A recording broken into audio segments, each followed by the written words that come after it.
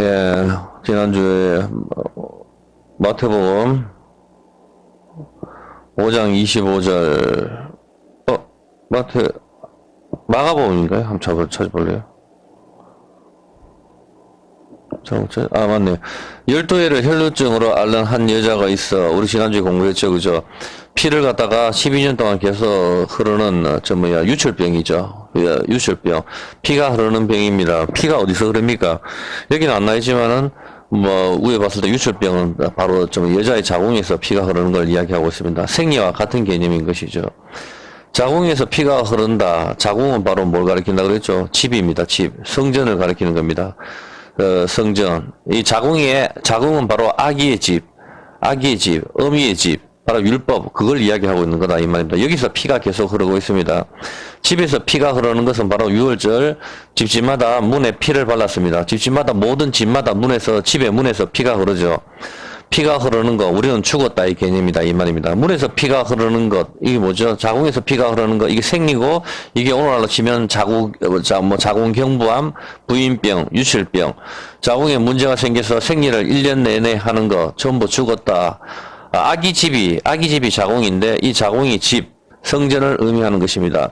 여자, 어미의 집, 어떤 개념인지 이해가 되죠? 여기서 피가 흐르는 거, 성막에서 어린 양을 죽여서 피가 늘 흐르는 것이죠. 성막에서 계속 피가 흐르죠. 어린 양을 계속, 양을 죽이고, 소를 죽이고, 거기서 계속 성막 번제단에서 피가 흐르고, 그 피를 속죄소, 십계명 그 위에 뚜껑에다가 속죄소라고 이야기하죠. 거기다가 계속 바르는 것이죠. 피가 흐르는 여자만 어떻게 되는 겁니까? 임신을 할 수 있다, 이 뜻입니다. 생리가 끊긴 여자는 임신이 안 됩니다. 말을 좀 천천히 해야 될 것 같아요. 자, 생리가 끊긴 여자는 임신이 안 됩니다. 피가 흐르는 것. 피가 흐르는 것은 바로 십자가에 피 흘림이 있는 여자는 바로 교회를 의미하는 것이죠. 우리가 교회이고 우리 몸이 성전인 것입니다. 이 성전에 피가 흐르는 여자만 예수의 생명을 낳게 할 수 있는 것입니다. 이 피가 없는 여자, 세상 모든 사람들인 것이죠.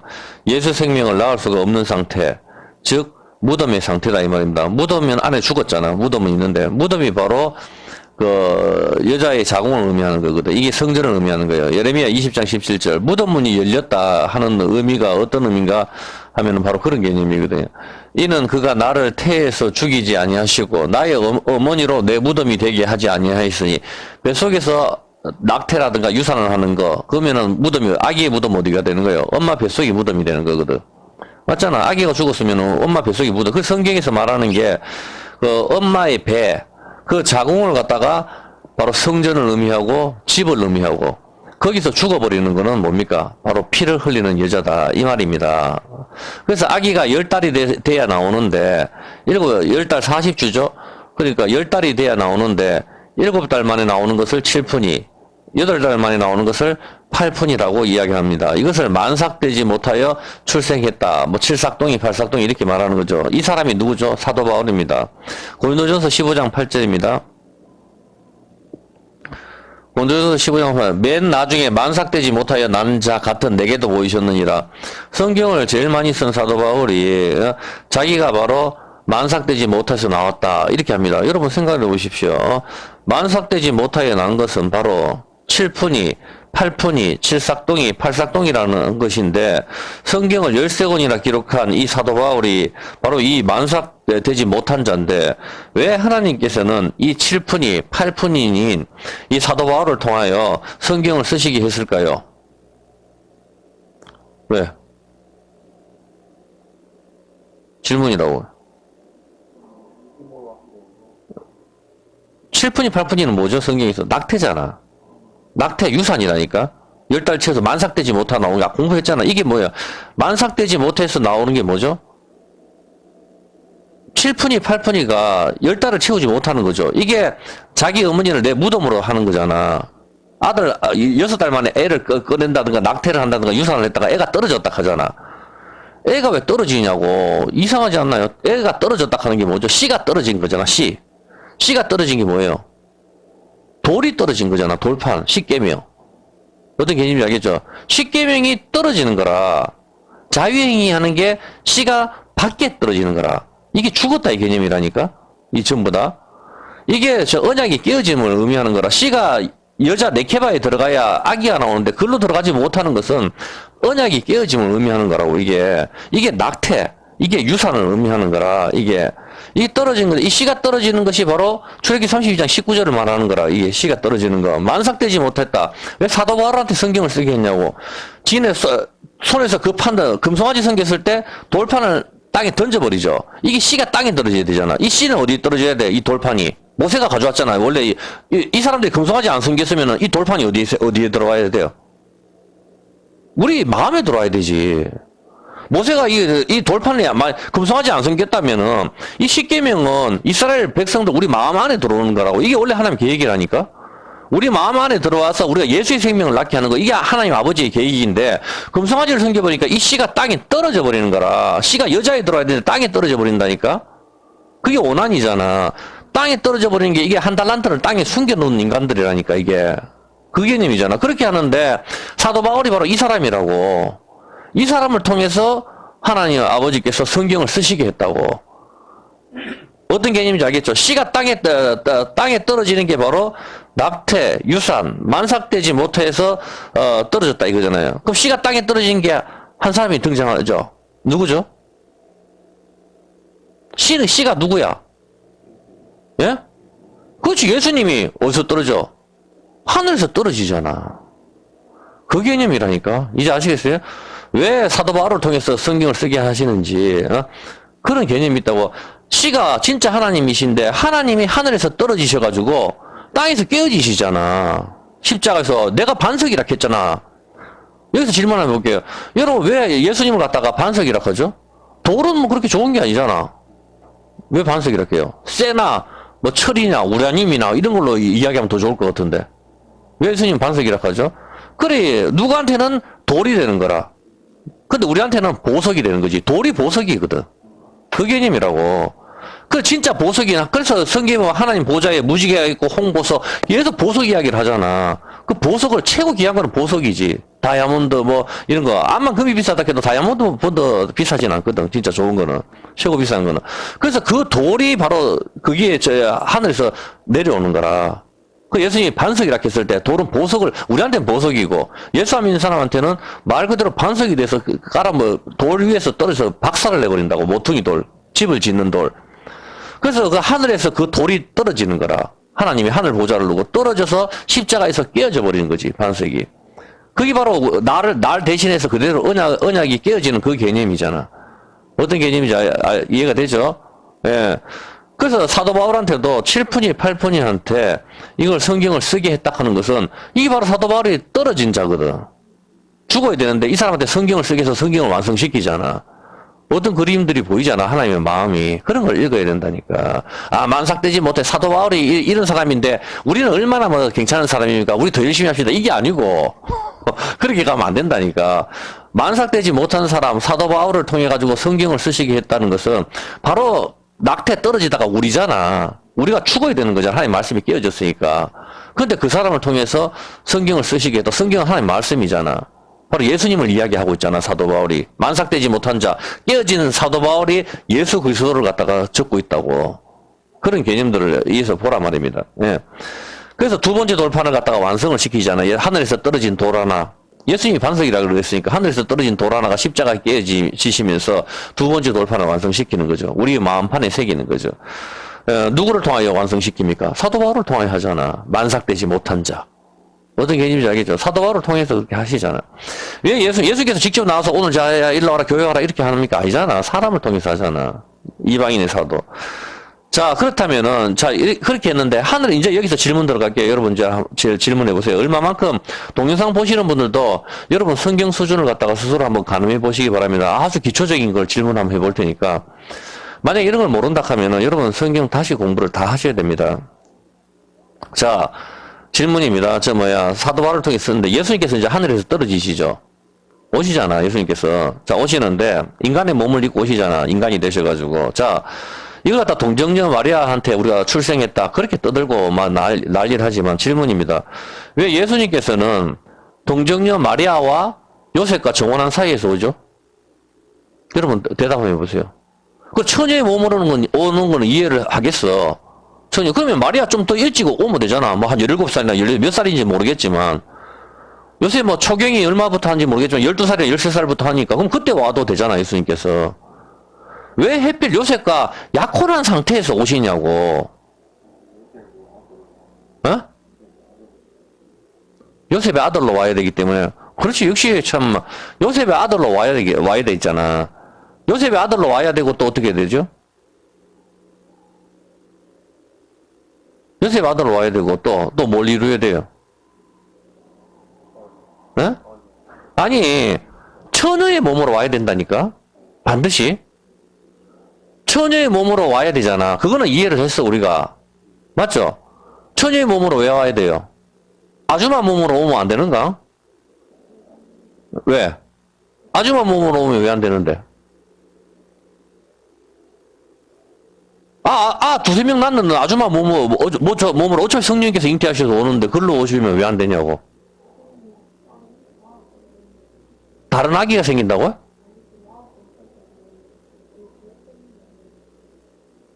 제하고 무슨 상관인데, 지금. 처녀의 몸으로 오시는 거나, 두 명 낳는 아줌마 몸으로 오는 거나 무슨 상관이냐고. 뭐, 처녀는 죄가 없나?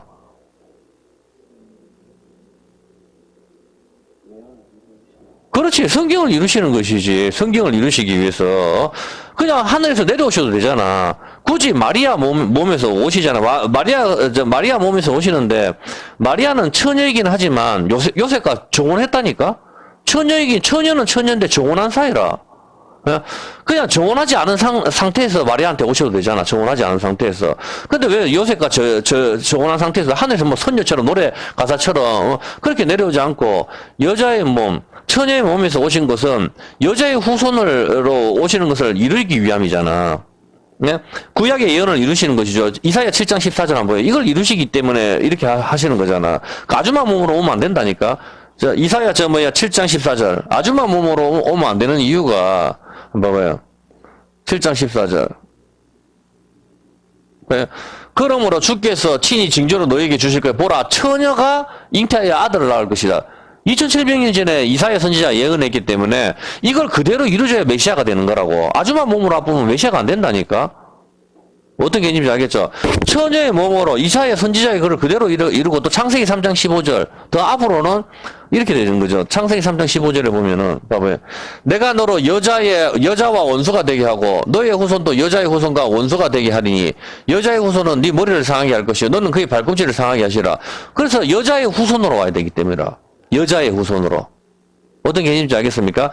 여자의 후손으로 와야만이 이게 성경 말씀을 창세기부터 계속적으로 이루어지는 거거든. 여자의 후손으로. 처녀가 아들을 낳을 것이다. 이사야 예언. 창세기에 또 여자의 후손이 뱀의 머리를 박살낼 것이다. 이것을 갖다가 이루시기 위해서 그냥 하늘에서 천사처럼 내려오시지 않고 처녀인 여자의 몸으로 온단 말입니다. 구약을 이루시기 위해서.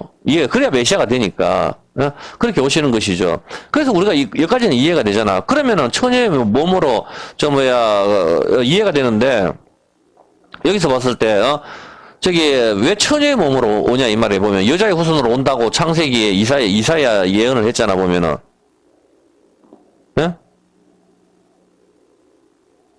여자의 후손으로. 이게 말할 필요도 없죠. 여자의 후손으로 오시는 이유가 바로 마귀가 여자를 유혹했기 때문이잖아. 마귀가. 그래서 그대로 역순으로 푸시잖아. 역순으로. 하나님께서 그대로 그냥 순리대로 풀어버리니까. 그래서 그대로 역순으로 이제는 여자가 아이를 낳아서 뱀의 머리를 갖다 박살내게 만드시는 거라고. 마귀가 여자를 유혹했으니까, 하나님께서는 마귀가 여자를 유혹해서 죽음이 오게 됐으니까, 하나님께서 이제는 여자가 마귀를 작살내도록 만들어버리신다고. 이해됩니까? 마귀가 여자를 유혹했잖아. 그러니까 하나님께서는 이제부터는 여자가 마귀를 박살내도록 했는데 여자는 이미 작살났으니까 어떻게 돼? 여자가 아기를 낳아야 되지. 여자가 아기를 낳아가지고 이 뱀을 작살내야 되는 거라. 근데 여자는 어떻게 돼? 이미 여자는 오염이 돼버렸다고. 처녀로. 하여튼 이런 부분은 또 교리 부분으로 가기 더 깊이 늘때 이 정도까지 봅시다. 자, 근데 여자가 아이를 낳아서 뱀의 머리를 박살내기 위해서는 뭐가 있어야 되죠?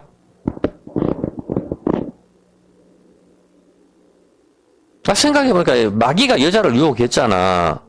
마귀가 여자를 유혹했는데 마귀가 여자를 유혹해가지고 여자가 어떻게 됐어요? 이제 죽음이 오게 됐잖아. 근데 하나님께서는 이제는 여자가 마귀를 박살내도록 만든단 말이라. 그 여자는 마귀한테 잡혔으니까 할 수 없고, 그 여자의 후손이 마귀를 갖다 박살내야 되잖아. 예? 그래, 이제 이거 역순으로 푸는 건 이해가 된단 말이에요, 보면은. 상식이잖아, 이거는. 자, 그렇게 되는데, 여자가 당했는데, 그러면 여러분이 복수하고 싶은 게, 강도가 나를 뚫립했어. 그러면 내가 복수하고 싶지, 이웃집 아저씨가 뭐 복수해줘도 되긴 되지만, 그건 좀 문제가 틀리잖아. 내 아들이 이걸 해줘야 이게 이에는 이, 눈에는 눈, 발에는 발, 손에는 손이 되는 거야. 대인 것은 대인대로. 어떤 개념인지 알겠죠?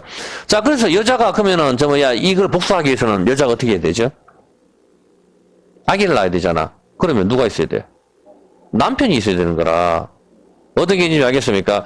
그래서 여자가 본능적으로 남편은 없어도 되지만 아기는 갖고 싶다 이렇게 생각하는 여자들이 굉장히 많다고. 아, 남편은 왠지 좀 그정서가 아기는 하나 갖고 싶다. 이 본능적으로 그렇게 나오는 거라. 왜? 임신에 이 아기가 나와야 자기 복수를 해주거든. 어떤 개념인지 알겠습니까? 이 아기가 나의 복수를 해주는 거. 이 씨를 받기 위해서는 반드시 피를 흘리는 여자만 임신이 가능한 거라 또. 피를. 근데 12년 동안 자궁에 피가 흐르는 여자가 등장을 했는 거지. 아기의 집에서 피가 흐른다 이 말입니다. 성지에서 피가 흐른다. 죽었다. 무덤의 상태. 무덤을 여러분 열어보면 피만 흐르고 미라고 뭐고 아직 피 흘린 자고 다 죽었다는 거라. 다 말라 비틀어지고 없는 거지. 무덤의 상태. 무덤이 집이죠. 여기를 파면 전부 죽은 상태. 피가 고여있는 상태. 죽었다인데 이 여자가 집에서 피가 흐르는데 죽었다. 이게 뭐죠? 죽었다가 쓰다잖아. 쓰다, 저주, 괴롭다. 여러분이 아기를 갖다가 임신했는데 아기가 죽었어. 그러면 어떻게 돼요? 쓰다, 괴롭다. 그 여자 이름은 뭐지? 마리아라니까. 마리아가 쓰다. 쓴물이잖아. 나를 갖다가 나옴이라 부르지 마라. 기쁨이라 부르지 마라. 나를 마라라고 불러라. 쓰다. 이 말 남편 다 죽고 아기도 없고 쓰다. 이거라고. 여자가 쓴 거는 아기가 없는 상태가 쓴 거거든. 바로 이 쓰다, 괴롭다. 이 쓰다, 괴로운 여자 마리아에게 주님이 오시는 거예요. 그러면은. 여자가 쓰닥하는 것은 바로 아기를 못 낳는 상태를 말하는 거예요. 재산이 어제 1,000만 있었는데, 야, 오늘 이제 500만 다 썼네. 500만 원밖에 없다. 쓰다! 이게 아니고. 산속에 나는 자연이 딱 하는 여자는 돈도 필요 없어요. 사람마다 생각하는 게 틀리기 때문에. 누구한테는 돈이 소중하지만, 누구한테는 돈을 소중하게 안 쓰기, 명예를 소중하게 생각하는 사람도 많다고. 명예 때문에 자살하는 사람도 많아요. 어떤 사람은 얼굴 때문에 자살하는 사람도 있고, 세상 사람마다 다 보편적으로 돈을 좋아한다 뿐이지, 다 그걸 일반화할 수는 없다는 뜻이라. 어떤 개념인지 알겠죠, 보면은. 자, 예수님께서는 이 쓴 여자 마리아의 몸에 태어나셔서 십자가에서 피를 흘리십니다. 양의 문이신 예수님께서 내가 문이다. 십자가의 길, 여기가 성전이고 집이고 자궁인 것입니다. 십자가가. 여기서 죽고 무덤에서 다시 태어나는 것, 이것을 부활이라고 이야기하시는 거죠. 마태복음 1장 18절입니다. 마태복음 1장 18절에 보면은 예수 그리스도의 나심은 이러하니라. 그 모친 마리아가 요셉과 정혼하고 약혼을 했어요. 요셉과 정혼하고 동거하기 전에 성령으로 잉태된 것이다. 그렇게 이야기를 합니다. 자, 예수님께서는 그냥 약혼하지 않은 상태의 처녀 마리아에게 오셔도 되는데 굳이 약혼을 한 요셉이 있는 상태에서 오셨습니다. 처녀는 처녀인데 약혼을 했는 상태라. 그 상태가 꼭 조건이 맞아져야 되는 거예요, 보면은. 요셉과 결혼을 해버리면 안 되거든. 결혼을 해버리는 상태가 아니고 약혼이나 정혼을 한 상태에서 와야 되는 거라. 왜 그렇게 되는가 하면 결혼하면 첫날 밤은 치러야 되잖아. 무조건. 첫날 밤 치러버리면 이미 끝이 나버린다고. 처녀가 해방돼 버렸다. 결혼했다. 남자하고 잠을 자는 거는 성경에서 해방됐다고 보거든. 그렇게 하기 때문에 해방되지 않은 것은 처녀라고 보거든. 여기서 봤을 때. 그래서 약혼하기 전에 처녀의 상태 마리아에게 오셔도 되는데 당연히 그래도 구약의 동정녀 탕생 예언을 다 이루시잖아. 마리아가 12살 때 오셔도 구약의 여자의 후손으로 오는 걸 다 이루신다 아닙니까? 그렇지만 왜 굳이 요셉과 약혼한 상태에서 오셨을까요? 그 이유는 너무 간단해요. 아까 진수 이야기했는 것처럼 요셉이 바로 다윗의 후손이기 때문이라. 다윗의 후손. 처녀에게 오기는 와야 되지만 다윗의 후손으로 또 와야 되기 때문이라.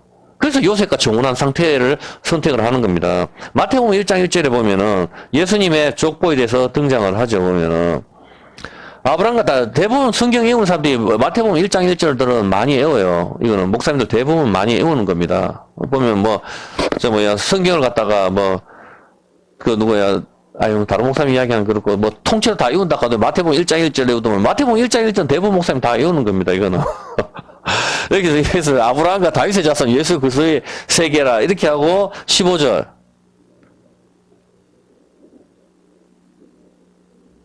15절에 야곱을 낳고 야곱은 마리아의 남편 요셉을 낳았으니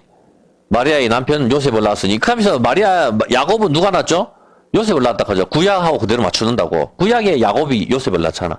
그대로 야곱은 마리아의 남편 요셉을 낳았으니 마리아에게서 그리스도라 칭하는 예수가 나시니라. 그렇게 이야기를 하는 거죠. 유다의 후손, 다윗왕의 후손으로 오셔야만 되기 때문에 처녀는 처녀인데 약혼한 마리아가 필요한 것이다 이 말입니다. 이해됐습니까? 그냥 요셉과 결혼하고 첫날 밤을 치러버리면은 동정녀 상태가 끝나버리잖아. 이해가 됩니까? 결혼과 동시에 그날 첫날 밤을 치러버리니까 그러면은 요셉과 결혼한 상태에서 와버리면은 동정녀가 안 된다고, 처녀가 안 된단 말을 해. 근데 약혼을 했고 약혼한 상태고 결혼을 안 했잖아. 약혼을 한 상태에서 와버리면은 요셉과 약혼했으니까 다윗왕의 후손으로 오시고 처녀의 몸으로도 오셔야 되기 때문에 그렇게 되는 겁니다. 이해가 됩니까? 예, 그렇죠. 그래야 여자의 후손 언약을 이룰 수가 있고 또 그냥 처녀 마리아에게만 오시면은 동정녀 탄생은 예언을 이루실 수 있지만 다윗왕의 후손으로 오셔야 되는 예언을 이루실 수 없기 때문에 처녀면서 다윗왕의 후손으로 오시기 위해서는 처녀가 약혼한 상태야만 가능하다 이 뜻입니다. 어떤 개념인지 알겠습니까? 이런 흐름을 봐야 됩니다. 그래서 마태복음 다윗왕의 족보에 대해서 예수님의 족보에 대해서 이렇게 쫙 이야기를 하면서 이렇게 이야기를 하는 것이죠. 뭘 설명하고 싶은 이 마태의 마음을 읽어야 된다고. 그래서 여러분 여기서 봤을 때 마리아가 정혼한 상태 요셉하고 있었는데 요셉은 참 의로운 사람이라 가지고 마리아를 때려 죽일 수도 있는데 참고 이랬습니다. 여러분도 이렇게 착한 사람이 됩시다. 이렇게 뽑으면 안 되고 어떤 개념인지 알겠습니까? 여기서 성경은 창세기부터 요한계시록 예수 그리스도만 이야기하기 때문에 여기에 초점을 맞춰야 돼요. 네? 요셉이 정말 착한 사람이니까 우리가 요셉을 본받아가지고 여자가 앞으로 저렇게 해도 우리가 참아 넘깁시다. 그게 아니고 성경은 어떻게 되세요? 여자가 바람 피면 어떻게 하죠? 돌로 치잖아. 그게 율법이라니까. 그게 하나님 말씀이에요. 그게 전부 다. 그렇게 하기 때문에 그 개념이 아니라고 보면은 요셉은 좋은 사람이긴 좋은 사람이죠. 마리아가 그걸 밝히면 돌로 맞아 죽는 걸 알았으니까. 알았기 때문에 마리아를 죽이기 싫어가지고 그냥 가만히 끊고 자기가 어디 산에 들어가 살든지 어떻게 하든지 그렇게 했겠지 보면은. 자, 여기서 봤었을 때 그래서 처녀에서 다윗왕의 후손을 오시기 위해서는 처녀가 약혼한 상태여야만 가능하기 때문입니다. 이제 왜 마리아가 요셉과 결혼을 하지 않고 약혼한 상태에서 예수님이 오시는지 이해가 되죠? 네. 이 마라, 저주의 선물에 모두가 죽어야 하는 우리 인생에 예수님께서 하늘 보좌를 버리시고 땅에 떨어지시는 돌이 되시는 것이죠. 반석이. 낫게 되신 거, 몸이 갈라지신 거, 언약의 돌판이 떨어진, 모습 그대로, 되신 것입니다. 우리의 죄 때문인 것이죠. 반석이신 예수님께서 하늘에서 내려와 땅에서 갈라지셨습니다. 이것은 모세가 땅에 던져버린 십계명의 모습이기 때문입니다. 12년 동안 아기의 집에서 피가 멈추지 않는 혈류병, 피가 나오면 멈추지 않는 거. 레위기 15장 19절 한번 볼게요. 레위기 15장 19절에서 보면은 어떤 여인이 유출을 하되 그 유출이 피면 7일 동안 불결하니 무릇 그를 만지는 자는 저녁까지 부정할 것이요. 그 불결할 동안에 그의 누웠던 자리는 다 부정하며 그의 앉았던 자리도 다 부정한즉 그의 침상을 만지는 자는 다 옷을 빨고 물로 몸을 씻을 것이요. 저녁까지 부정할 것이며 그 자석을 만지는 자도 다 옷을 빨고 물로 몸을 씻을 것이요. 저녁까지 부정할 것이며 그의 침상과 무릇 그 자석에 있는 것을 만지는 자도 저녁까지 부정할 것이며 누구든지 이 여인과 동침하여 그 불결에 전염되면 7일 동안 부정할 것이라. 그의 눕는 상은 무릇 부정하니라. 여인이 피의 유출이 그 불결기 외에 있어서 여러 날이 간다든지 불결기 외에서 생리 기간이 지났는데도 여러 날이 간다든지 그 유출이 불결기 지나든지 생리 기간이 지났는데도 계속 피가 나온든지 하면은 그 부정을 유출하는 날 동안은 무릇 그 불결할 때와 같이 부정하다. 생리 기간이 끝났어도 피가 흘러도 여전히 부정하다 이거다. 무릇 그 유출이 있는 날 동안에 그의 눕는 침상은 그에게 불결할 때의 침상과 같고 무릇 그의 앉은 자리도 부정하며 불결의 부정과 같으니 이런 것을 만지는 자는 무릇 부정한 즉 옷을 빨고 물로 몸을 씻을 것이며 저녁까지 부정할 것이요 그의 유출이 그치면 7일을 센 후에야 정하리니 그는 제8일에 산비둘기 둘이나 쥐비둘기 새끼 둘을 자기를 위하여 취하여 해망문 앞 제사장에게 가져올 것이요 이렇게 되죠. 자, 그래서 그렇게 했었었는데 이 비둘기를 누가 제사를 드리죠? 제사드리러. 비둘기를 제사드리러 누가 한 사람이 가잖아. 마리아잖아. 이해됩니까? 가난해서 무조건 마리아가 뭐 비둘기 했다. 가난할 수도 있죠. 가난한 사람 대부분 비둘기 하니까. 그렇지만 이 사람들은 이 유출병이 바로 비둘기거든. 비둘기는 순결을 의미하잖아. 비둘기처럼 순결하라. 그래서 비둘기를 갖다 해서 잡는 거라. 전부 예수님의 모형인 거지. 성령님께서 비둘기처럼 오시고 비둘기가 바로 요나란 뜻이잖아. 어떤 개념인지 알겠습니까? 그래서 마리아 스닥하는 여자가 예수님을 낳고 나서 왔을 때 자기가 번제로 했을 때 산비둘기 2마리를 제사를 간다. 이런 건 다 의미가 있는 거라고. 그냥 가난해서 비둘기를 갖다 바쳤다. 돈이 많아도 맨날 돈이 많다고 해서 어떻게 맨날 소를 잡아요. 보면은 대부분 사람이 생평이 비슷비슷하지. 소 잡는 사람이 몇 명 되겠어요. 소가 집에 완전 기둥뿌리가 흔들려 버리는데. 맞잖아. 헌금을 갖다 막 1억씩 하고 1,000만씩 하는 사람도 있지만은 맨날 1,000만씩 헌금하기는 쉽지 않잖아. 예. 그렇지 보면은. 예. 그렇게 해가지고 이 혈류병, 이 유출병, 혈류증과 같은 것이죠. 생리, 유출병, 혈류병, 이 혈류병 걸린 여자의 유출하는 것을 이 여자를 예수님께서 고쳐주셨는 겁니다. 마가복음 5장 25절 한번 볼게요. 이제 그러면 여러분 이제 완전히 이게 이해가 될 거예요. 시간이 많이 흘렀네요. 자, 12회를 혈루증으로 앓는 한 여자가 있어 많은 의원에게 많은 괴로움을 받았고 있던 것도 다 허비하였으되 아무 효용이 없고 도리어 더 중하였던 차에 예수님을 만나거든. 뭐죠 이제 이게? 여러분 읽어보세요. 이거 문자 그대로 당연히 많은 의사한테 가서 돈도 다 썼다는 소리잖아. 근데 자기 병이 안 낫다는 거잖아. 이제 우리가 좀 더 본질적인 거 성경에 덮여있는 수건을 걷어내고 안에 걸 본다면 무슨 뜻이에요 이제? 지난주 설명했잖아. 많은 의사가 누구냐고. 많은 의사가. 어? 많은 의사가 누구야, 전부 다. 많은 의사가 한테 괴로움을 받고 복채를 더 내라. 누굽니까? 세상의 모든 종교잖아. 이 사람이 자기 혈류병을 12년 동안 흘렸던 이스라엘을 가리키잖아. 자기의 이 병을 낫게 하기 위해서 많은 의사한테 찾아가는 거야. 지금도 오늘도 모든 사람이 죽음의 문제를 해결하기 위해서 불사역도 먹고 몸에 좋은 웰빙 식품도 먹고 소식도 하고 운동도 하고 얼마나 열심히 사냐고 사람들이. 병원도 의지하고 병원 의사들한테 찾아가기도 하고. 어떤 사람은 불교는 가잖아. 네가 보리수 나무야에서 깨달음을 얻으면은 열반에 들어간다 하잖아. 그렇게 하고 힌두교나 이런 사람 이걸 뭐 많이 돌리라 하잖아. 인도 같은 경우는 다시 태어나야 된다. 저마다 모든 사람들이 자기들의 말의 방법으로 고친다 하잖아. 근데 이 여자가 많은 의원한테 많은 괴로움을 받고 가서 고생만 직사게 해. 왜? 맨날 돈을 내거든. 돈을 내고 불교 같은 경우도 불교에 기이하려고 하면 어떻게 돼요? 가족들도 다 끌어내야 되거든. 머리를 다 깎아야 돼요. 깎고 이러니까.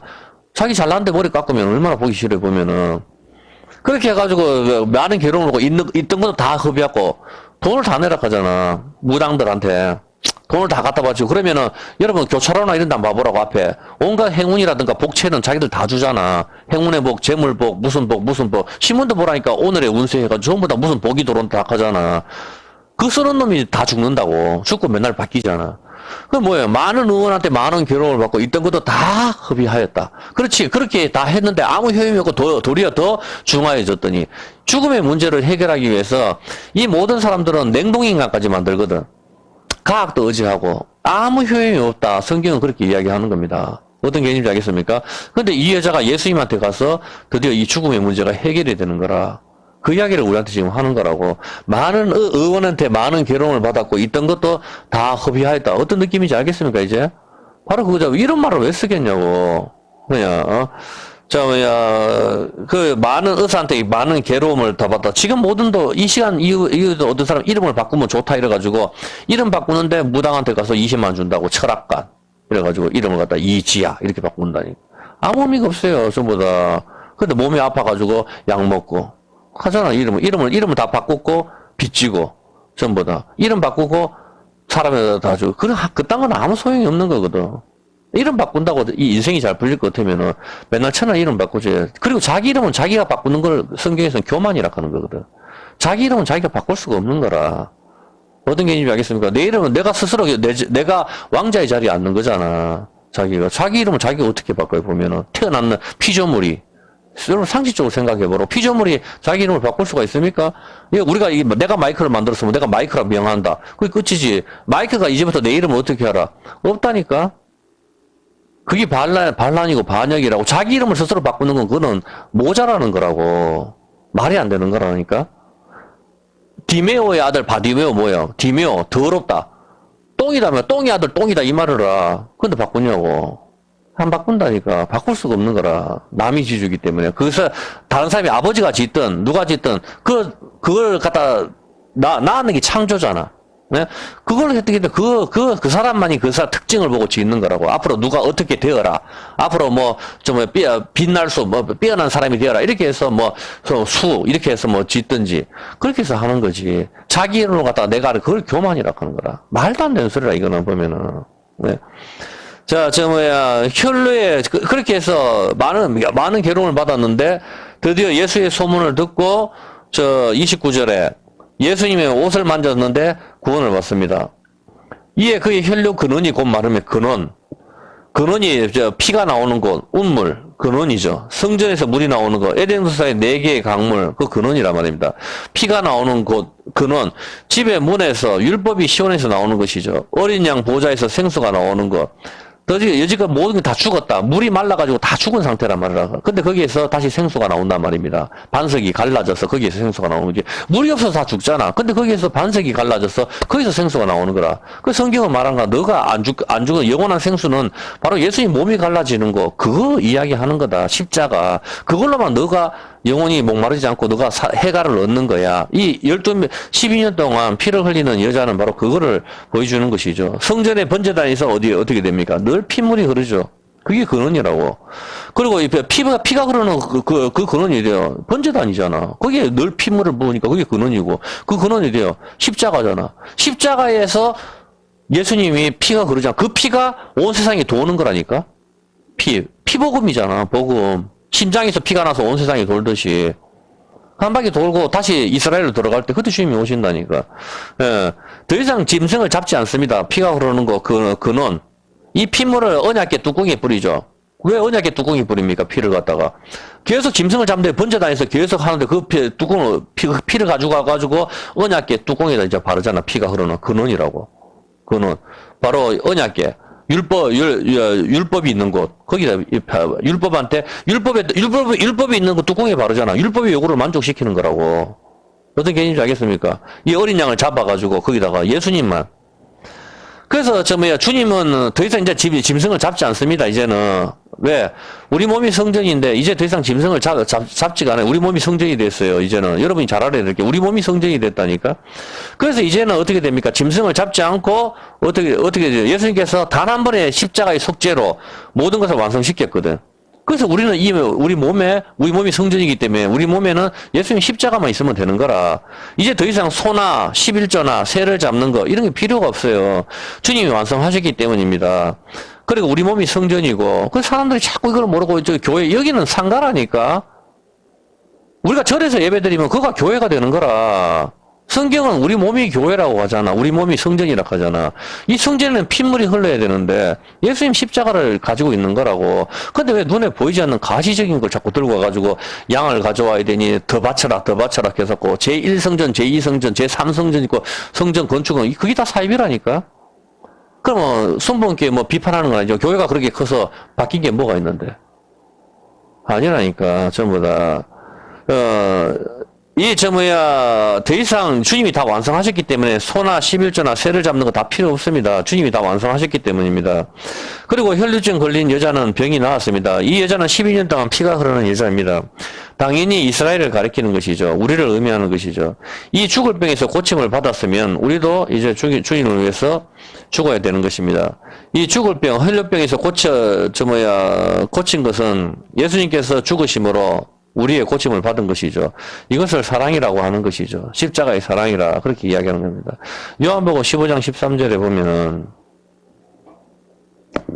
사람이 친구를 위하여 자기 목숨을 버리면 이에서 더 큰 사랑이 없다. 너희가 나의 명대로 행하면 곧 나의 친구라. 우리 친구 누굽니까? 예수님이잖아. 나의 명대로 행하면 네가 내 친구다. 친구를 위해서 목숨을 버리는 게 최고 큰 사랑인데 너가 내 명대로 행하면은 너가 바로 내 친구다. 그럼 우리의 친구가 예수님이 되니까 우리도 사랑을 보이기 위해서는 예수님을 위해서 죽어야 된다. 이 뜻이죠. 보면은 목숨을 버려야 된다 이 말입니다. 그래서 누가복음 7장 36절에 예수님께서 이 큰 사랑으로 십자가에서 죽으셨거든. 7장 36절. 자, 여기서 한 5, 6분 하게. 한 바리새인이 예수께서 자기와 함께 잡수시기를 전하냐. 한 바리새인이 예수님 오늘 우리 집에 오세요. 내가 밥 한 그릇 밥 한 그릇 드리겠습니다. 이렇게 해가지고 식사 한번 합시다. 이렇게 해서 예수님을 초청을 했어요. 이 바리새인은 집에 예수님께서 앉았죠. 앉았는데 그 동네에 죄인인 한 여자가 이제 있어가지고 예수께서 바리새인의 집에 앉으셨음을 알고 향유 담은 옥합을 가지고 와가지고 예수의 뒤로 그 발 곁에 서서 울며 눈물로 그 발을 적시고 자기 머리털로 씻고 그 발에 입 맞추고 향유를 부으니 예수님이 자리에 앉아있는데 자기 눈물로 예수님 발에다가 발을 적시고 자기 머리카락으로 예수님 발을 닦으면서 향유를 갖다 부어버려요. 이 여자 말이야죠. 뭐 2번 나오니까 기록이.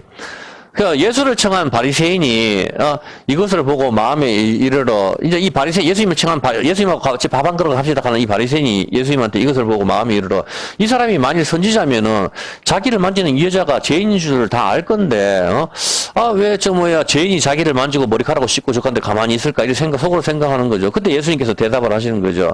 그래서 시몬아 내가 네게 이를 말씀이다. 이 바리새인 이름이 시몬이에요. 내가 네한테 이를 말이 있다 하시니 선생님 말씀하십시오. 그러니까 가라사대 빚주는 사람에게 빚진 자가 2명이 있는데 하나는 500데나리고 한 데나리 한 10만쯤 돼야 하루 일당이니까 그 500데나리 같으면은 얼마예요? 1년 365일 같으면은 1년 한 2년치 가까이 한 1년 반 정도 일당 되겠죠. 1년 반 정도. 그 1년에 뭐 하루 10만 원 하면은 한 3천 한 달이면은 한 달 다 풀로 다 일을 다 못하니까, 한 달에 버는 게 한 250만 원 번다고 쳤었을 때, 이건 그러니까 한 250만 원, 한 6천만 원쯤 되겠네요. 대충. 대충 계산 틀릴 수도 있어요. 한 6천만 원 정도 빚 졌고, 한 사람은 50데나리온 빚을 졌다. 50데나리온 한 데나리온 하루 일당이니까 50일치. 그러니까 한 600만 원 빚을 졌다. 대충. 그냥 그렇게 생각합시다. 그냥. 한 사람은 한 6천만 원 졌고, 한 사람은 한 600만 원 졌다. 빚을. 그러지 했는데 갚을 것이 없어가 둘 다, 갚지 마라. 이렇게 했다. 그럼 누가 더, 저를 더 사랑하겠냐. 여러분 같으면 예수님이 이 질문을 했어요. 누가 더 사랑하겠냐. 여러분 같으면은. 당연히 600만 원 받은 사람보다 6천만 원 탕감받은 사람이 더 사랑하죠. 당연한 소리 아닙니까? 이 시몬이 대답할 건데 제 생각에도 많이 탕감을 받은 자입니다. 이렇게 이야기하니까 예수께서 그래 네 판단이 옳다. 여자를 돌아보시며 시몬에게 이르시되 이 여자를 보느냐? 네가 내 집에 돌아왔을 때 너는 나한테 발 씻을 물도 안 줬고 근데 이 여자는 눈물로 내 발을 적시고 그 머리털로 씻었다. 너는 내게 입 맞추지 아니하였는데 이 여자는 내가 들어올 때부터 내 발에 입 맞추기를 그치지 아니하였다. 너는 내 머리에 감남류 올리브 기름 그것도 하나 안 붓는데 이 여자는 향유를 갖다 붓다. 향유를. 이러므로 내가 네게 말하니 저의 많은 죄가 사해졌도다. 그렇게 이야기를 했단 말입니다. 이거 지금 예수께서 무슨 말씀하시고 계시는 거죠? 시몬 바리새인 이 사람은 어떻단 말이에요 지금? 이 사람은 왜 예수님한테 이걸 안 주죠? 발 씻을 물도 안 주고 감남류도 붓지 않고 왜 그랬죠? 아까운 게 아니고 자기는 어떻다는 거예요? 그 자기는 탕감을 갖다가 받은 게 없다 생각하는 거라. 그 이야기 하시는 거잖아. 지금 이 사람도. 그 여자는 난 6천만 원 빚졌는데 주님께서 이걸 갖다 다 용서해 주셨다. 그래서 그 은혜가 너무 고마워가지고 눈물로 발을 적시고 머리카락으로 발을 닦고 향유를 갖다 들이붓는다 이 말입니다. 여러분이 예수님의 사랑을 깨달을 수 있는 유일한 방법은 뭐죠? 내가 얼마나 죄인인 줄을 깨달아야 된다는 거라. 그걸 모르면은 여러분이 당연히 성경은 안 읽지. 여러분이 내가 오늘 지옥에서 지금 와서 간다. 천사가 여러분을 끌고 간다 생각해봐. 여러분을 갖다 복날에 개 끌고 가듯이. 아, 나 저기 안 가면 불타는데 가자. 뭐 앞에 사람 뜨거워가지고 미친단 말이야. 미쳐가지고 사람이 뭐 돌기 일부 직전인데 하루 이틀도 아니고 여기 소망이 없어. 영원히 거기 있어야 된다고. 거기 여러분 지금 이 발밑에 지옥이 탁 있고 그렇게 하는데 얼마나 두렵겠냐고. 하나님께서 천둥 번개로 그냥 임하셔가지고 한마디도 못해. 내 거짓말도 못한다고. 내 입이 막 자백을 하는데 행위록이 딱 있어가지고 야, 니 완전 쓰레기네 인생을 살면서. 니는 율법이란 율법은 다 어겼네. 너 지옥. 그렇게 하는데 여러분이 가가지고 하나님 가기 싫어요. 가기 싫어요. 저기 거기서 영혼이 아니 이 땅에서 100년도 못 살았는데 영혼이 어떻게 지옥에 있어요.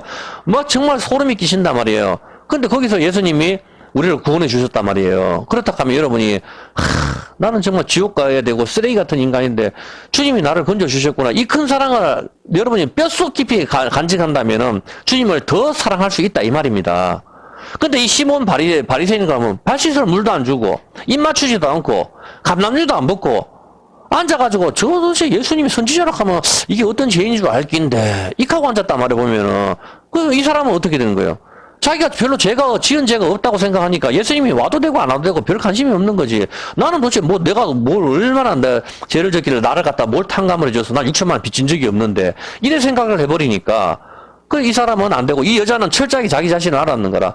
난 6천만 원 빚을 져가지고 나는 500데나리온 빚 져가지고 도저히 갚을 수가 없어가지고 왜 못 갚습니까? 500데나 빚 졌는데 이자가 있잖아.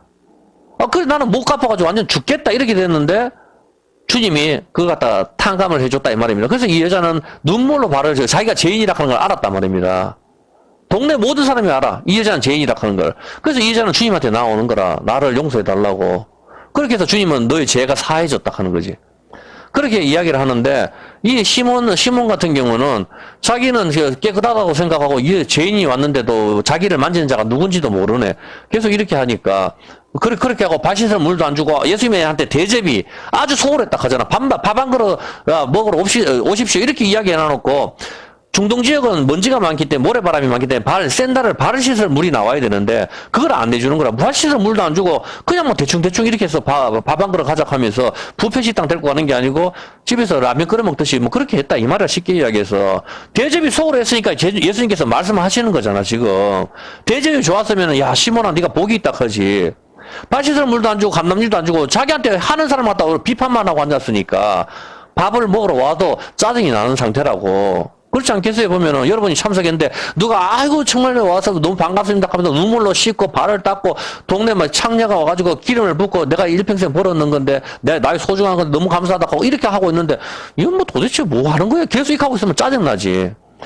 그래 이 시몬은 바로 그렇다면 여러분이 예수님을 가장 사랑할 수 있는 유일한 방법은 바로 내가 얼마나 쓰레기 같은 인간이고 나는 반드시 지옥으로 갈 수밖에 없는 존재다 하는 걸 철저하게 깨달을 때 여러분이 그 십자가가 여러분이 와닿는 겁니다. 그렇지 않다면은 여러분은 절대로 와닿지가 않죠. 아무리 예수님께서 우리 죄를 위해서 돌아가셨다고 이야기하면 뭐해 도대체. 내가 뭐 집에서 도대체 엄마 말 좀 안 듣고 내가 무슨 죄가 있노? 이렇게 이야기해버리면은 그거는 백발백중 나병 환자란 말입니다. 살아있는 자한테 죽은 자의 징후가 보이는 거. 살아있지만 찔러도 아픔을 못 느끼는 건 나병이라. 어떤 개념인지 알겠죠? 예, 시간이 많이 갔네요. 여기까지만 합시다. 시편 74편입니다.